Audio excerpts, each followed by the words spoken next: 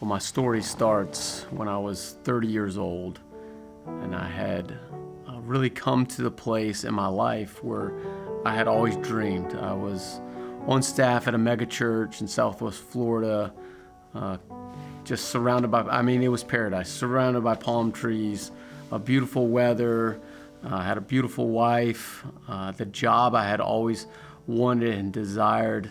I had a professor in college tell me one day that he saw me as he was praying for me to be at a big church, have a large platform, sharing God's word in powerful ways. And that happened really quickly in my journey. I was 30 years old. I had kind of risen through the ranks at our church at this point.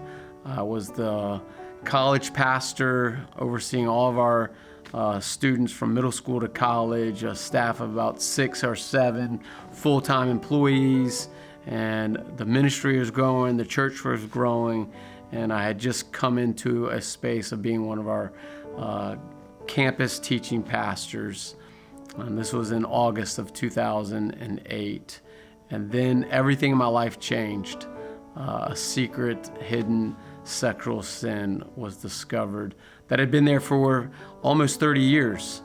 And I had kept it hidden, and I had success on the outside, but on the inside I was dying. On the inside, I was doing everything I could to manage myself and to manage what other people thought of me.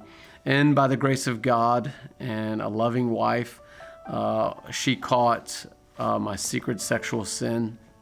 And it was that Saturday morning that I was intervened on. And being intervened on, it felt like everything in my life completely fell apart.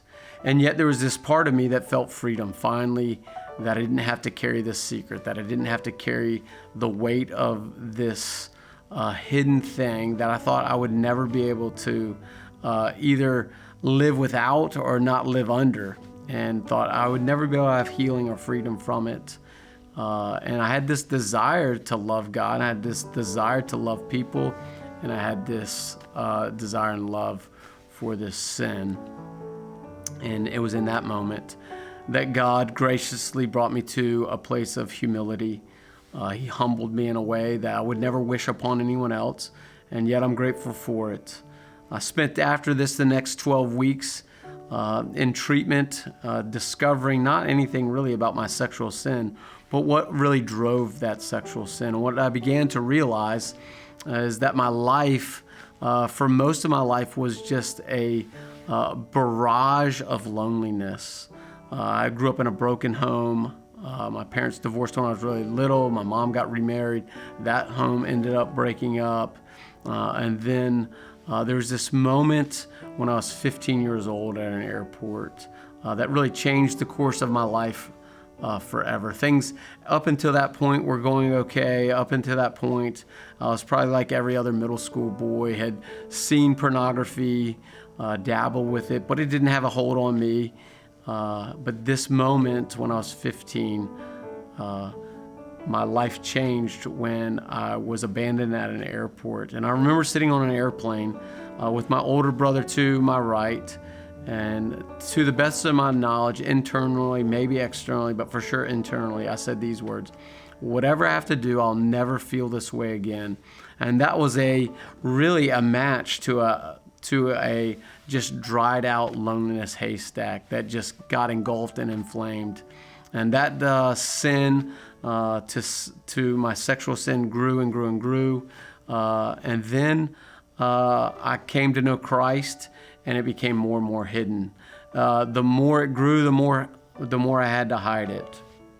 And the more I had to hide it, the more I had to perform. The more I performed to hide it, the lonelier and lonelier and lonelier I got. And so Jenny would often tell me this early in our marriage: Todd, you have 1,000 friends and no friends at all.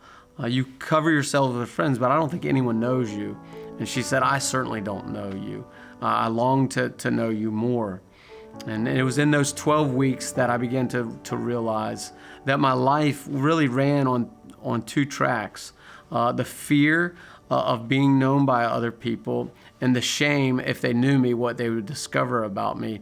But the locomotive on those two tracks was loneliness, and loneliness was taking me to a place to fulfill this void of intimacy, a desire to truly be known by God, to truly be known by Jenny and other people. And out of those 12 weeks, there came this place of healing for me, that I could be truly known, I could be truly loved in spite of everything I had done. I left treatment, got fired from my job at the church. The church was graciously kind, paid for my rehab, brought me back under their covering. They never rejected me, they never got rid of me, but I did lose my job. And it was in losing my job that I can look back now and say that was probably the greatest 2 years and the greatest work that God ever did in my life. I began to really discover more about my gifts, discover more about my passions, discover that I didn't have to perform anyone. I could just simply be me. And it was out of those 2 years that God really opened doors for me to begin to share this story with other men who had for a long time dealt with the sexual sin or hidden sin or addictions or anxiety or depression or burnout. And I just began to share a story of the hope that the Lord gave to me. And that's really what drives me today, is to know that I am a broken, fallen man that's been set free, not free that I don't struggle anymore, not set free that sexual sin is no longer something that I have to deal with. I deal with it every day, but I deal with it through a place of confession. I deal with it through a place of surrender. And by the grace of God, I've been sober for the last, since 2008. And it's in those last 18 years or so that gives me a passion to go help and rescue other men, other families, to offer them hope and the gospel. Again, I had a mentor say this to me, Todd, on that Monday right after I got caught, I had to go and confess to our staff. And an older mentor sat me down and he said this, Todd, this is the worst day of your life, I know that. But if you allow the Lord to speak into your life and you begin to explore the feelings that drive all this can be the greatest day of your life. This can be a marker that you'll look back on with great joy. And I can say this, I would never want any of my worst enemies to go through what I've been through. But I'm grateful to God that God used this story to redeem me and to give me hope, desire, and a passion to lead other men and women and families with that level of hope, desire, and passion. And if you're listening to this today, if you're tuning onto our YouTube page, or you hear this story, you stumble across this story, if you think your life is hopeless, you think your life is at an end, you think there's something in your life that you simply can't live without, or can't live not living under it any longer, I would just offer you this, that there is hope for you, there's healing for you. And we here at 10 Man offer that. We offer a way to walk with men and women and families to live the life God has called them to live. And so our hope is that you would do this, that you would be able to pause for a moment, ask God to do for you what you could not do for yourself, and that you would begin this journey to get back to how God created you, a man or a woman that's been created by God with unique abilities and gifts and talent, and that you'd get healing from all that so that then you could go and do what God's called you to do. And it's out of doing what God's called you to do and what God's called me to do that we get to live a life of hope and freedom and rejoice and be in connected relationships with Him and with ourselves and with other people. So if you're listening today, know that there's no story that cannot be set free. There's no story that cannot have hope. There's no story that cannot bring hope and healing and restoration. But it starts with a place of courage. The courage is just reach out to somebody, reach out with courage to share you need help. And out of that help, there are trusted men and women on this staff that can walk with you and bring you to the place that God has for you. So if you're listening to this, please reach out to us at info@10man.life or look us up at 10man.org, and we want to walk with you to get that hope and freedom and healing.